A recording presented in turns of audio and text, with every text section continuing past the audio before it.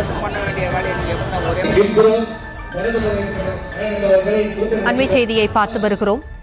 திருவள்ளூரிலும் திமுக கூட்டணி ஆர்ப்பாட்டம் நடைபெற்று வருகிறது. இதில் ஆர்.எஸ். பாரதி அவர்களின் தலைமையில் இந்த ஆர்ப்பாட்டம் நடைபெறுகிறது. எஸ்ஐஆருக்கு எதிராக இந்த ஆர்ப்பாட்டத்தை தொடர்ந்து சென்னையில் 4 இடங்களில் நடத்தி வருகிறார்கள் திமுக கூட்டணி கட்சியினர்.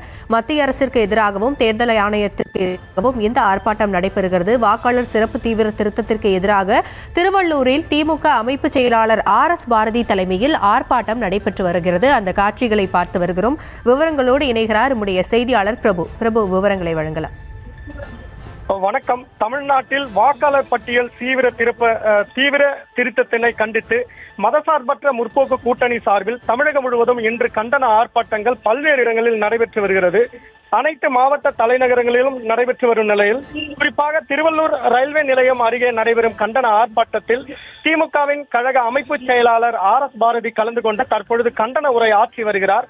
இந்த கண்டன ஆர்ப்பாட்டத்தில் 300க்கும் மேற்பட்ட மதசார்பற்ற கூட்டணி கட்சிகளைச் சேர்ந்த நிர்வாகிகளும் அந்தந்த மதசார்ப கூட்டணி கட்சிகளின் மாவட்ட செயலாளர்களும் கலந்து கொண்டு தற்பொழுது கண்டன கோஷங்களை எழுப்பி வருகின்றனர்.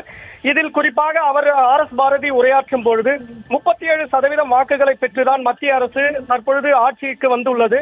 இதில் 10% வாக்குகள் திருட்டு வாக்குகளாகவே உள்ளது என்பதை குறித்தும் அவர் தற்பொழுது பேசி உரையாற்றி வருகிறார்.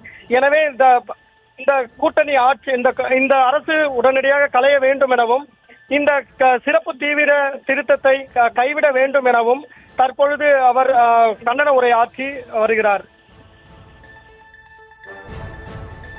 விவரங்களுக்கு நன்றி பிரபு.